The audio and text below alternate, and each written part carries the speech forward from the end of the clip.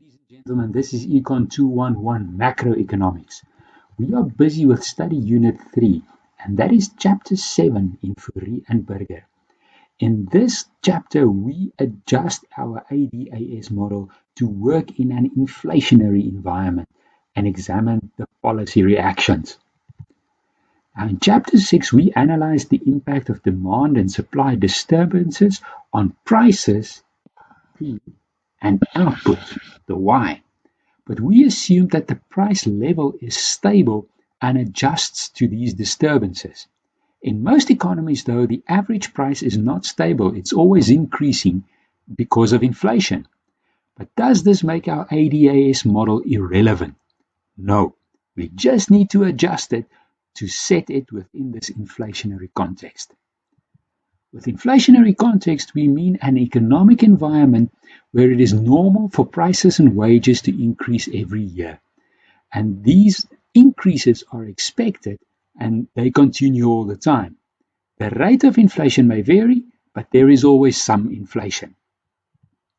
Now, our definition of inflation is the standard one of a sustained increase in the average price level.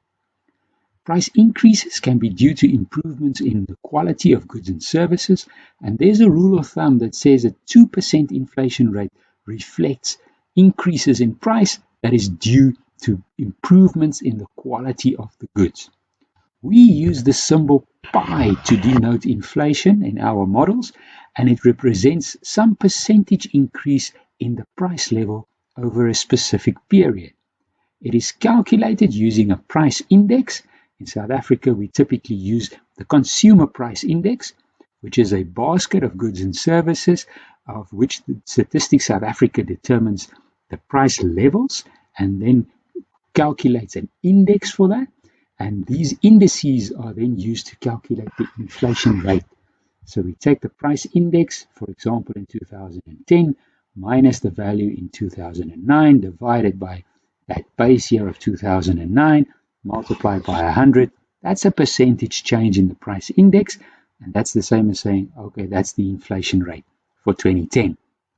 Okay, so now that we have that, in our regular ADAS model, if we suppose that there's some steady state rate of inflation of X% at the equilibrium level of output YS, that rate of inflation would imply that every year there's an increase in the aggregate demand and an adjustment of the aggregate supply, and the price level gets pushed up by this X% inflation every year. Now you can see this doesn't really do sort of well for our model, since our AD and AS curves are quickly going to run off the page. So we need to adjust this model that we can still use it to model changes in aggregate demand and shocks to aggregate supply. The way that we change this model is, instead of putting price on the vertical axis, we put inflation on the vertical axis. And then we redefine our AD and AS curves. We now talk about an augmented AD curve and an augmented AS curve, and the short run aggregate supply can also be called the Phillips curve over the short run, or the Phillips curve long run. Now, these curves are stationary within this inflation and income plane. So every equilibrium point represents a point where the current rate of inflation and the expected rate of inflation are equal to one another, the real wage is constant, and no one is surprised by a normal level of inflation. But of course, we want to use this to model changes in aggregate demand and shocks to aggregate supply. So that's what we're going to do in the next video.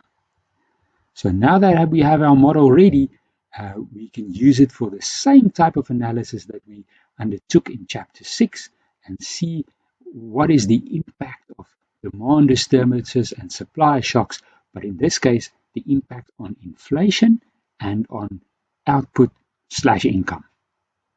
Stay tuned.